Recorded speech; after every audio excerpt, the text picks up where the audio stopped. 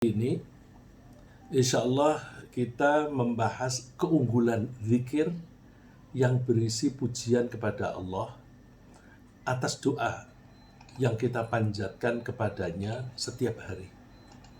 Jadi zikir itu bermacam-macam. Ada istighfar, ada pujian kepada Allah, ada juga doa. Nah, ini yang kita membahas membanding antara zikir dan doa. Bahwa pujian kepada Allah itu melebihi daripada doa yang kita panjatkan sehari-hari. Tapi ini bukan berarti bahwa doa bernilai rendah. Doa sangat penting dan tinggi nilainya, karena doa itu adalah inti dari segala macam ibadah. Dikatakan ad-du'a'u mukhul ibadah. Doa itu adalah inti ibadah. Kenapa? Karena di dalam doa itu mengandung pengertian implisit, pengakuan bahwa kita ini sangat membutuhkan bantuan Allah dalam segala hal. Dengan ketinggian derajat doa semacam itu, zikir yang berisi pujian kepada Allah jauh lebih tinggi lagi derajatnya. Bagaimana bisa lebih tinggi nilainya? Kita sudah mengakui diri sebagai seorang Islam. Islam itu berarti tunduk kepada Allah. Kita tunduk karena kita hanya merupakan bagian kecil dari ciptaan Allah yang lebih besar. Misalnya alam raya.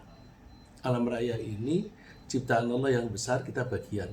Tapi alam raya yang kita saksikan, yang kita tinggali ini bukan satu-satunya ciptaan Allah. Masih ada lagi yang lebih besar lagi. Jadi untuk dibanding dengan alam raya tempat kita tinggal saja, kita itu hanya bagian kecil. Dan Allah mengelola alam raya ini dengan baik sekali, sehingga alam raya tetap lestari, meskipun umurnya diperkirakan sudah puluhan miliar tahun. Hampir seluruh makhluk sudah tunduk patuh kepada Allah. Hanya manusia saja yang terbagi. Ada yang tunduk dan ada yang tidak tunduk. Kalau kita tunduk, berarti kita mengikuti manajemen Allah dalam mengelola alam ini. Hubungannya dengan pujian adalah bahwa kita mengapresiasi Allah dalam mengelola seluruh makhluknya. Ini berarti kita muji. Apresiasi ini mendorong kita untuk bersyukur. Berterima kasih bahwa kita bersama-sama dengan makhluk lain telah dikelola oleh Allah dengan baik.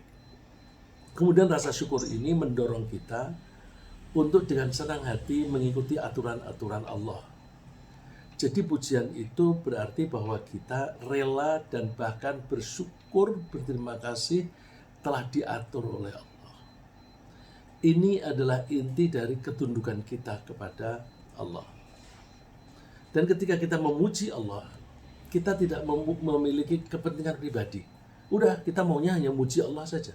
Nggak ada kepentingan pribadi kita. Bandingkan dengan doa.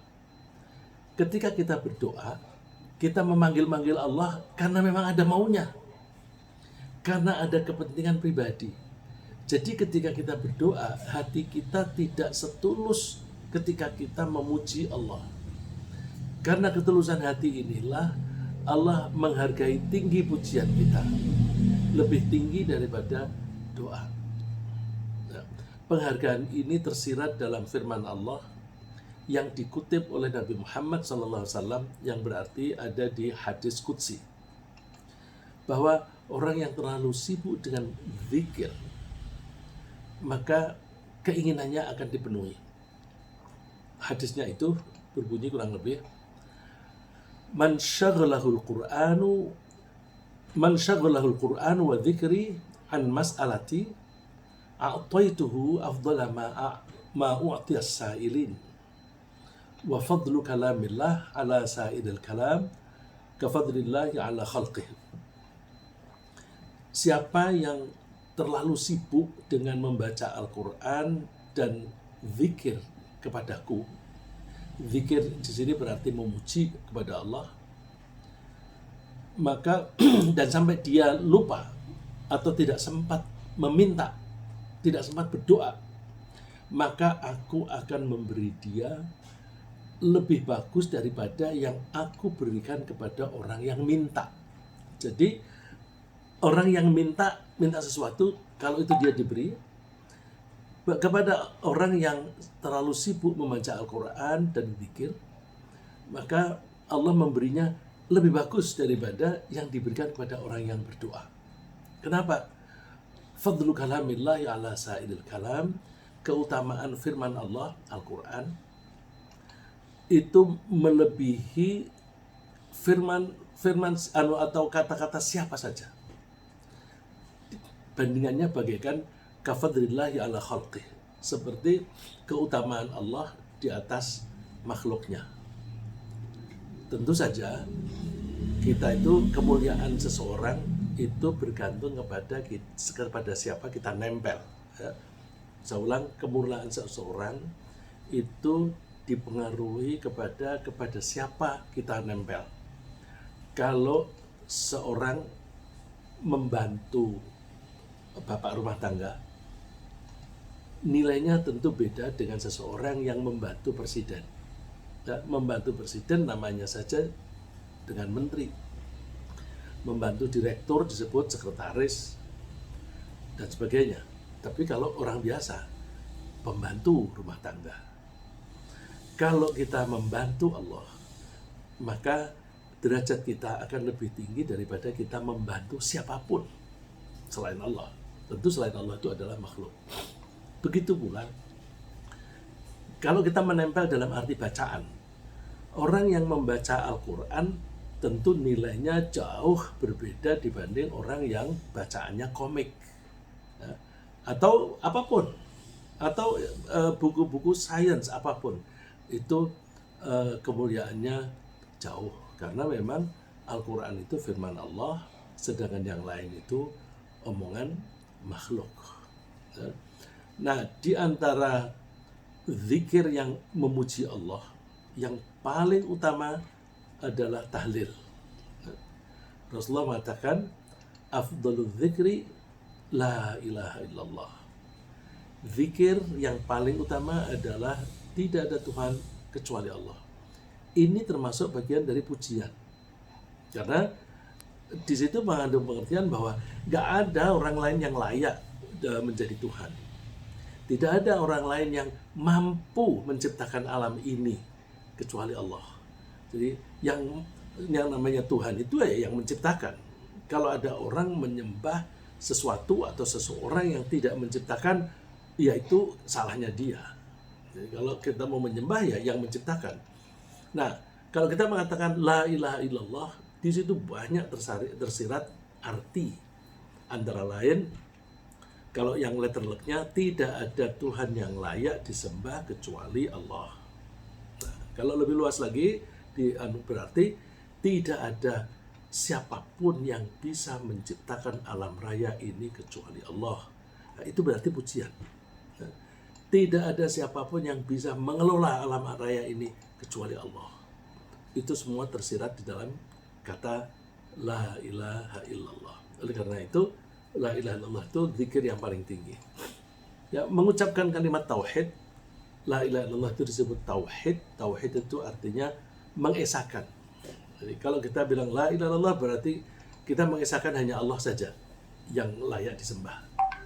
Nah, mengucapkan la ilaha illallah itu berarti mengakui bahwa tidak ada yang layak disembah dengan benar selain Allah, dan pengabdian kepadanya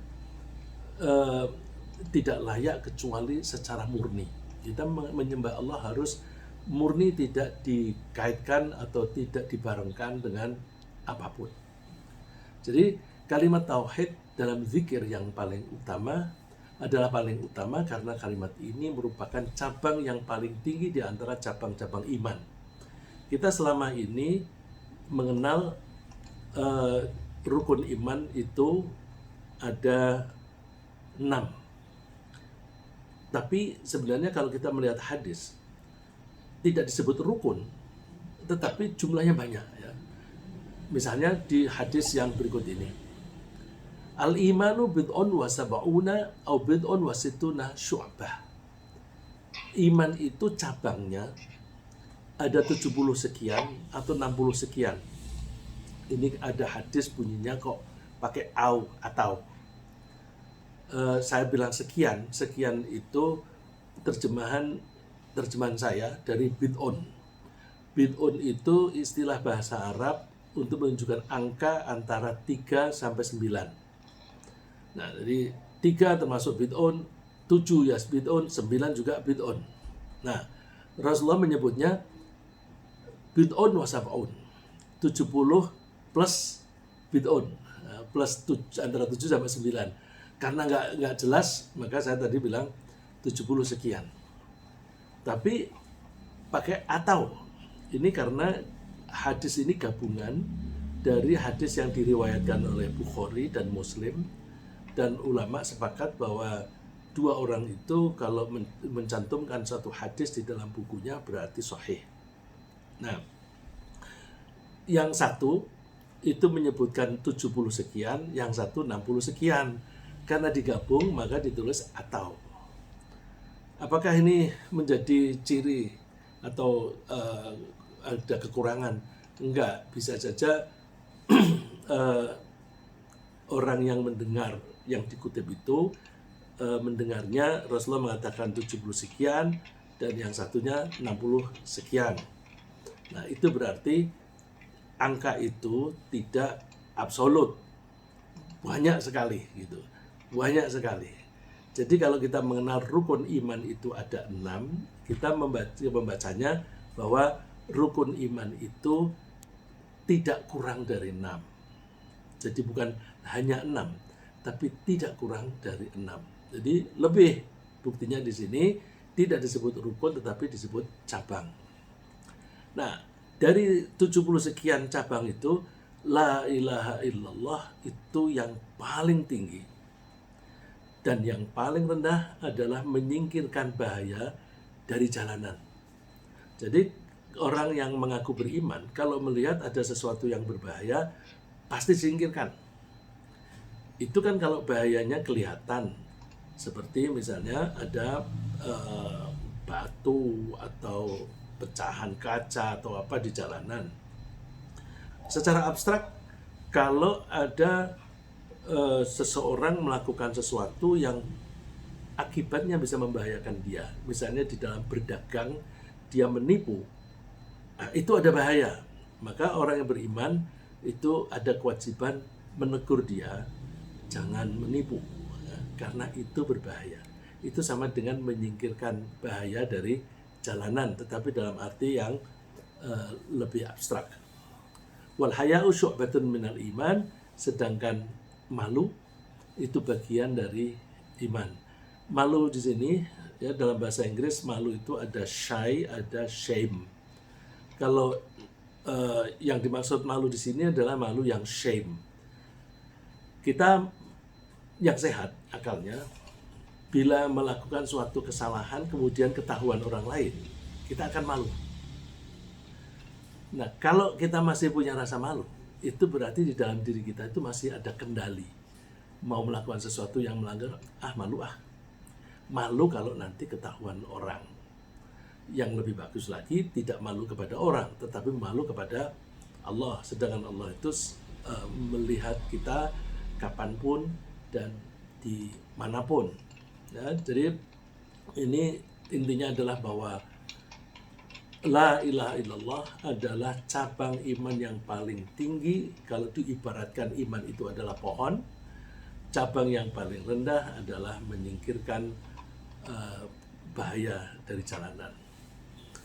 Kita memahami keutamaan kalimat tauhid dari jaminan Rasulullah bahwa seseorang akan masuk surga jika ucapan terakhir dari masa hidupnya seseorang itu adalah kalimat tauhid.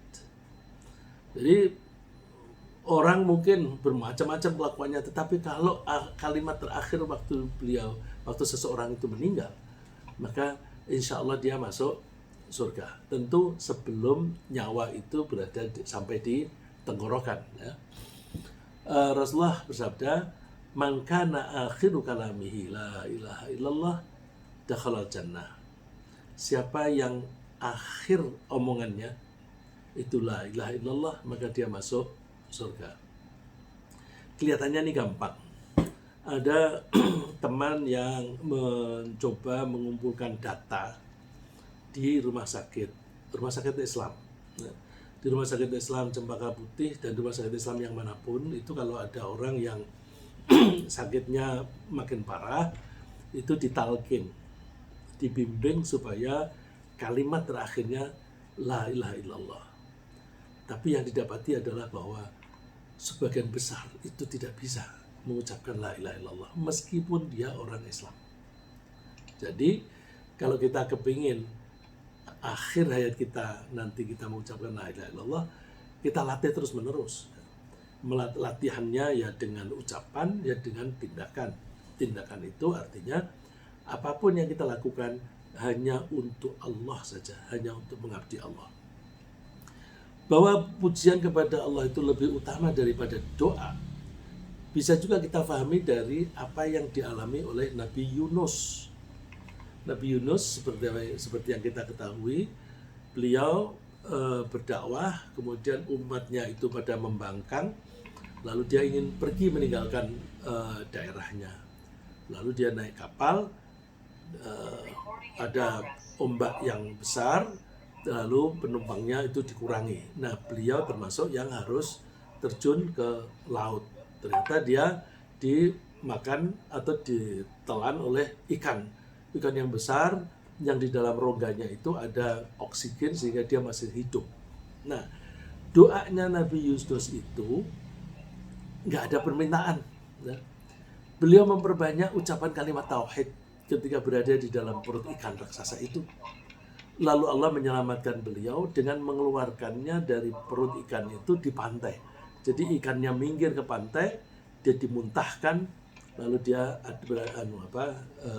jatuh di pantai. Coba bacaannya Nabi Yunus itu bisa kita baca di ayat 87 surat Anbiya ini. Wa dhannuni idh dhahaba mughadiban fa dhanna an lan naqdiru alaihi fanada fi dhulumat. Kisah Dhunnun itu julukan untuk Nabi Yunus. Ketika dia pergi karena marah, lalu terus dia sudah ditelan oleh ikan, fadhanna an lan naqdiru alaih, dia mengira aku tidak bisa apa-apa.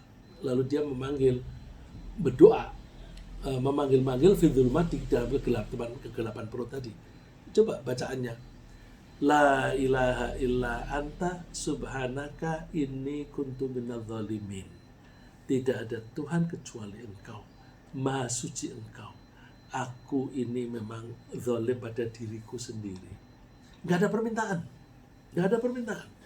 Hanya mengakui Allah satu.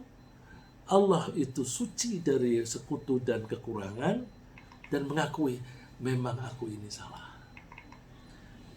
Terus fastajabna lah, aku turuti dia, wa najjaynah, dan aku selamatkan dia minal gham, dari kesusahan.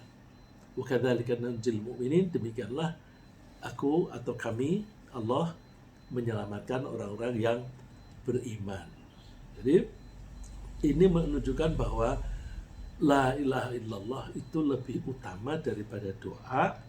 Kalau kita mengucapkan la ilaha illallah sering-sering sampai tidak sempat berdoa, maka keinginan kita akan dituruti oleh Allah meskipun kita tidak berdoa. Kalimat tauhid juga menjadi jaminan bagi seseorang untuk memperoleh syafaat atau pertolongan. Syafaat besok di hari kiamat, ketika kita dibangkitkan, lalu kita berada di padang mahsyar, di situ ada pertolongan. Pertolongan untuk apa? Pertolongan supaya proses pertanggungjawaban itu dipercepat. Karena mereka berada di situ lama sekali, mereka gelisah. Lalu mereka ingin proses dipercepat. Mereka pada minta kepada para nabi, semua menolak. Mulai dari Nabi Adam, Nabi Ibrahim, Nabi Musa, Nabi Isa, semua menolak. Lalu Nabi Muhammad SAW yang menyanggupi, ya saya berdoa, saya mohon kepada Allah. Lalu Rasulullah menghadap kepada Allah, mohon supaya dipercepat, dan Allah langsung menjawab permintaanmu, aku turuti. Nah, pertolongan itu namanya syafaat kubro.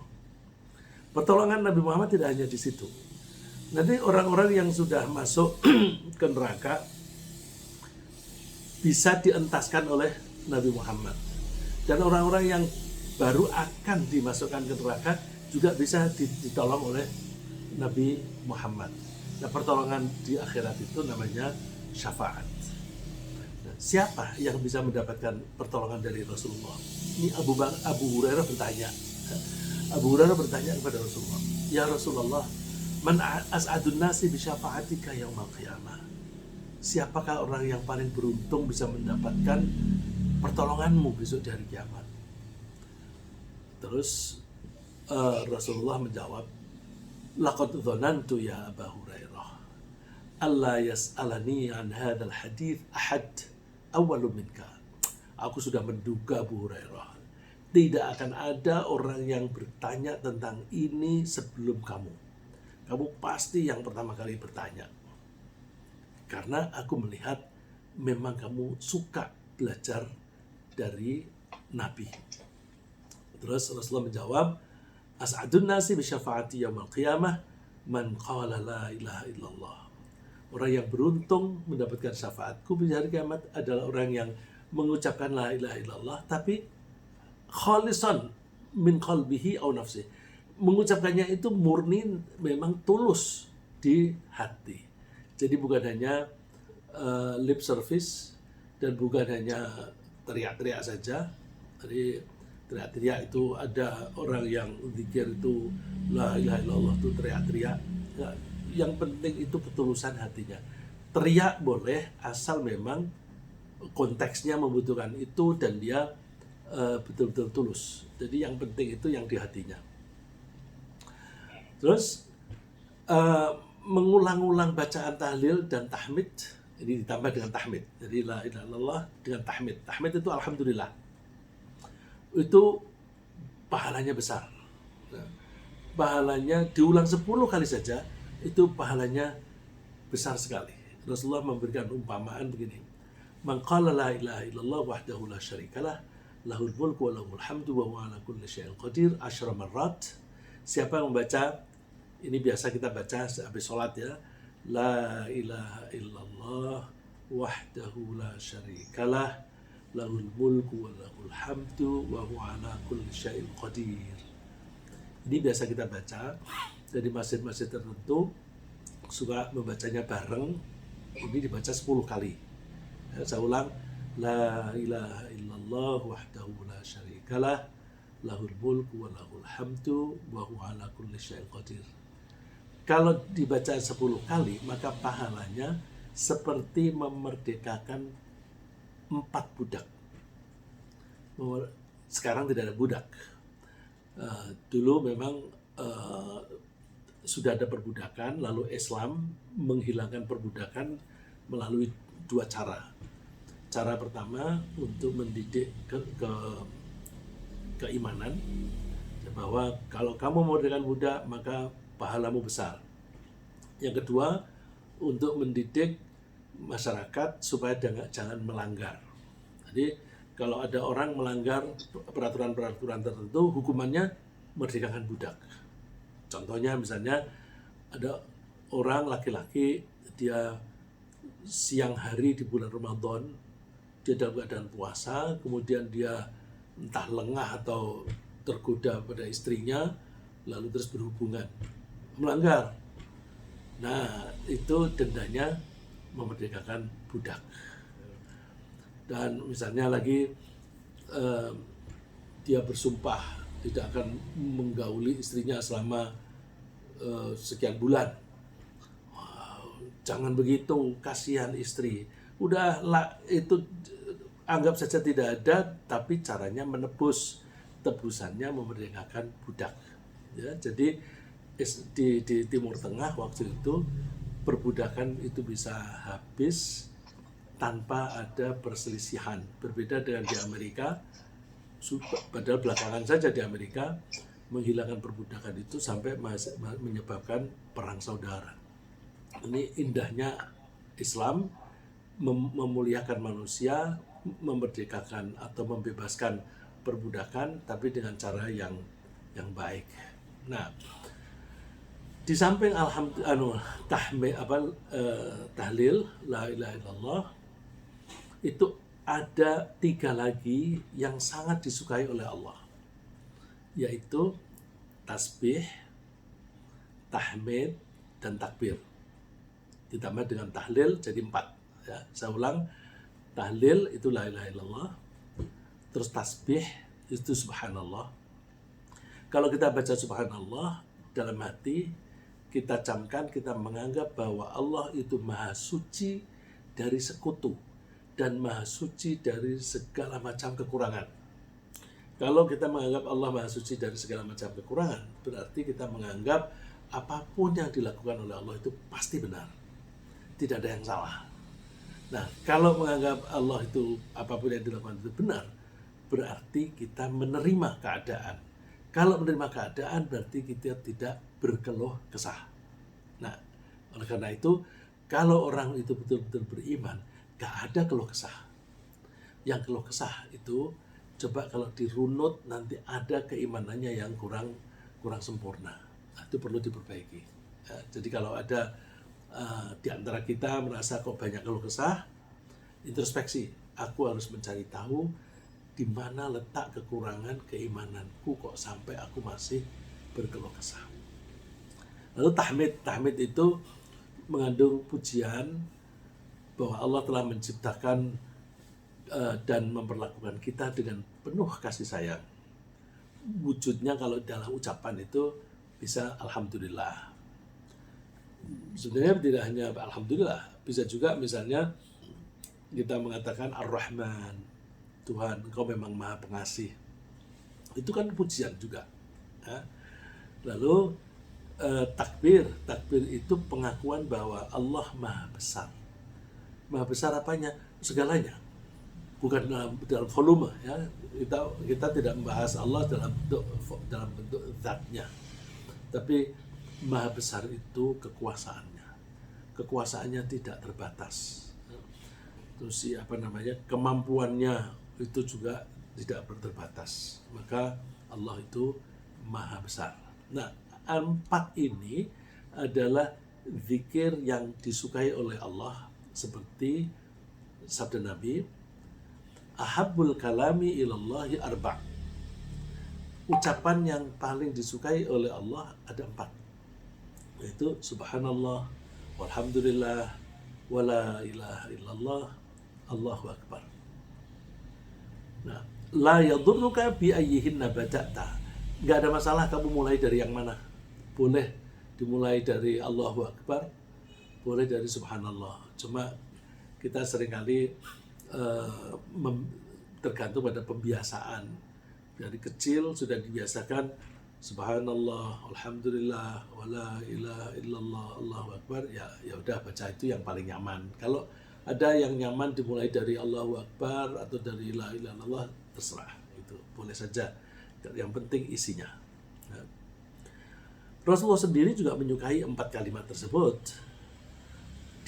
Beliau lebih suka ucapan itu dibanding apapun yang, ini kata beliau, dibanding apapun yang disinari matahari. Jadi yang matahari itu menyinari bumi, menyinari planet-planet yang lain, itu nilainya 4 kalimat ini itu lebih, Rasulullah lebih menyukai zikir ini. Ya. Lalu Rasulullah juga mengajarkan susunan kalimat tasbih yang kalau dibaca 3 kali nilainya itu menandingi zikir dengan kalimat lain. Yang saya maksud dengan susunan kalimat. Rasulullah mengajari subhanallah, tapi ada formula yang beliau katakan itu nilainya bisa menandingi orang yang berzikir mulai dari subuh sampai siang hari. Ini ada kasus istri Rasulullah bernama Juwairiyah. Rasulullah pas bermalam di rumah Juwairiyah, lalu keluar untuk sholat subuh ke masjid. Ketika sholat subuh di masjid, Juwairiyah sholat di rumah, di tempat di musolanya. Ketika Rasulullah pulang dari masjid, sudah siangan begitu, sudah sholat duha, Juwairiyah masih ada di situ. Jadi disebutkan di sini, kharaja min indiha bukratan hina shalat subh. Rasulullah keluar dari rumah Juwairiyah ketika sholat subuh. Wa hiya fi masjidiha, dia berada di tempat sujudnya. Thumma raja'a ba'da an adha. Terus kembali lagi setelah duha. Wa hiya jalisah, dia masih duduk di situ. Lalu Rasulullah bertanya, mazilti al halil lati faraktuki alaiha? Apakah kamu terus menerus kamu dalam keadaan seperti waktu aku tinggalkan? Beliau menjawab, na'am, betul. Lalu Rasulullah bersabda, laqad qultu ba'daki arba'a kalimat. Aku tadi tidak membaca seperti yang kamu baca itu tadi. Aku membaca 4 kalimat, 3 kali. Dan itu nilainya sama dengan yang kamu baca mulai dari pagi sampai sekarang. Apa itu? Subhanallah wa bihamdih, adada khalqihi wa ridha nafsih, wa zinata arshihi, wa midada kalimatih. Jadi yang dibaca itu tasbih. Terus berapa kali? Allah yang diminta menghitung. Jadi ini bisa juga kita minta Allah yang menghitung. Kalau kita kan terima kasih ya 1000 kali. Jadi daripada bilang terima kasih 1000 kali, bilang terima kasih ya 1000 kali. Nah ini mirip-mirip seperti itu. Subhanallah adada khalqi. Aku memahasucikan Allah sebanyak jumlah makhluknya. Wa ridha nafsih, dan sebanyak keridhaan Allah kepada dirinya sendiri. Wa zinata arsyih, dan seberat arasnya. Wa midada kalimatih, dan sebanyak kalimat atau kata-kata yang dimiliki oleh Allah. Jadi borongan itu. Nah, itu mengucapkan 3 kali saja, itu nilainya sudah sama dengan zikir yang dibaca Juwairiyah mulai dari subuh sampai setelah duha. Bagi bapak-bapak dan ibu-ibu yang ingin formulanya ini bisa nanti insya Allah dibagi mungkin oleh Pak Mu'alif di grupnya, dan juga di grup lain oleh Bu Naindra. Biasanya Bu Naindra suka membagi, nanti bisa di-share karena ini tidak biasa kita baca, jadi kita sulit menghafalnya. Ya. Tapi kalau kita mendengarkan pengajian Gus Baha itu seringkali penutupannya itu membaca ini. Ya. Subhanallah wa bihamdih adada khalqihi wa ridha nafsih wa zinata arshihi wa midada kalimatih. Zikir yang menyatakan tidak ada hidayah dan tidak ada kekuatan kecuali dengan pertolongan Allah, yaitu la haula wa la quwata illa billah. Itu juga bagus. Ya. Kalau la ilaha illallah itu namanya tahlil. Kalau la haula wa la quwata illa billah namanya hauqalah. Ya. Saya ulang, kalau alhamdulillah namanya tahmid. Allahu akbar namanya takbir. Kalau la ilaha illallah namanya tauhid. Kalau la haula wa la quwata illa billah namanya hauqalah. Nah, ini Allah juga menjanjikan surga bagi orang yang suka membaca itu. Maksudnya apa itu? Gini, Rasulullah mengatakannya, orang yang suka membaca ini itu sama dengan menaruh simpanan di surga. Rasulullah menyebutnya simpanan. Simpanan itu kan bisa berupa aset, barang tertentu, bisa berupa duit kalau di dunia. Ya. Tapi kalau di akhirat tentu berbeda. Ya. Kita tidak tahu. Tapi Rasulullah tidak menyebut, tidak merinci apa itu. Ya kira-kira misalnya kalau kita baca la haula wala quwata illa billah, nanti dibuatkan rumah di sana, itu kan aset. Terus dikasih lampu kristal, dikasih tempat tidur yang nyaman dan sebagainya. Itu reka-reka saya ya. Tapi Rasulullah tidak merinci seperti itu. Sabda Nabi itu begini. Abu Musa Asy'ari mengatakan, Rasulullah mengatakan kepada saya, ya Abdullah bin Qais. Qultu labbaik. Abdullah bin Qais. Terus orang Arab kepada Nabi biasanya menjawabnya labbaik. Seperti kalau kita pergi haji, ya labbaik Allahumma labbaik. Kepada Allah, kalau kepada Rasulullah, labbaik ya Rasulullah.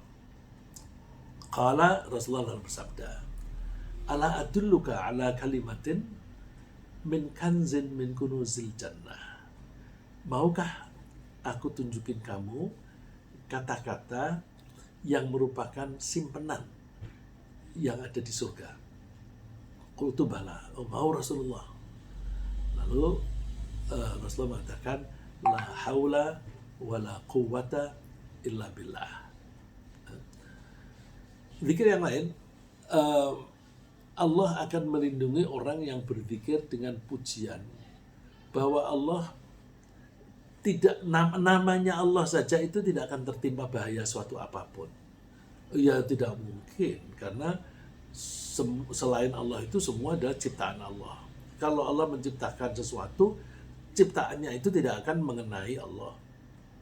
Contohnya misalnya Allah membuat matahari, Allah tidak akan kena panasnya matahari, tidak akan berpengaruh kepada Allah.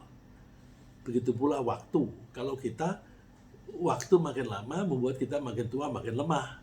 Allah nggak terkena, karena waktu itu adalah ciptaan Allah. Nah, ada zikir yang kita mengucapkannya bahwa asma Allah itu tidak akan tertimpa suatu bahaya apapun, atau Allah itu tidak akan tertimpa bahaya apapun.